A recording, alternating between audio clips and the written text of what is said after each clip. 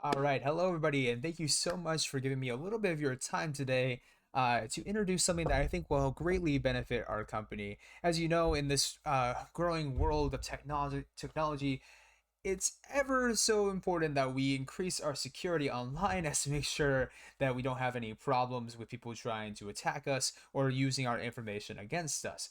So I know we're very busy here at the International Pork Distributors Incorporated, but I thank you so much again for giving me some time, and let me tell you about this acceptable use policy. Just a little overview in our technologically focused world. A lot of our information is stored online, and this is easy to access by people that are not supposed to access it. Because of this, it is very important that we find a way to maintain our security. And not only does this rely on software, but it also relies on us as individuals as well.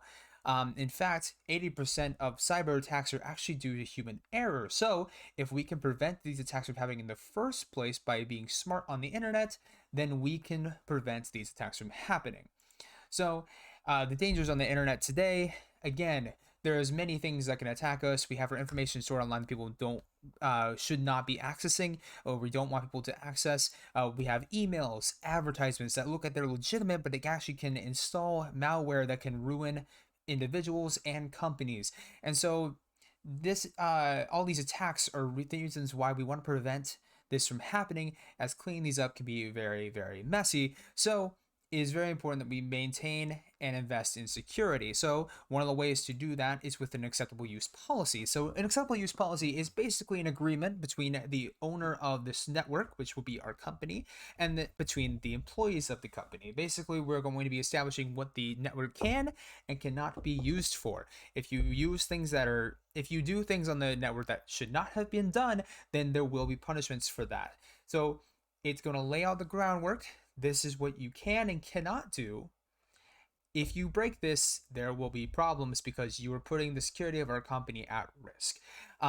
And so, along with this, we have three major benefits that I want to talk about today as to why we should be using this acceptable use policy. And those will be in the increase in cybersecurity, the education on the risks, and the enforcement of company rules and regulations, maintaining the integrity of the staff. So, number one is cybersecurity. Of course, like I just mentioned, there's a ton of cyber attacks everywhere all the time, and so we want to prevent these attacks from happening in the first place. Cybersecurity is super important today.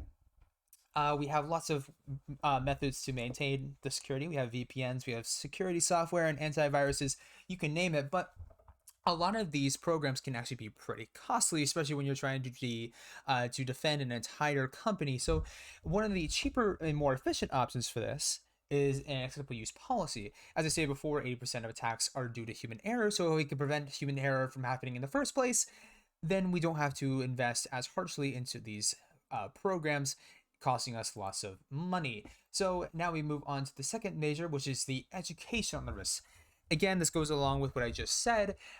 If we can prevent employees from making these mistakes in the first place, then, well, we can prevent cyber attacks from happening a lot more frequently, or less frequently, rather. And so we want to make sure that people are aware of what can happen on the internet and what to look out for to make sure that they do not make the mistakes that can lead to our company being at risk.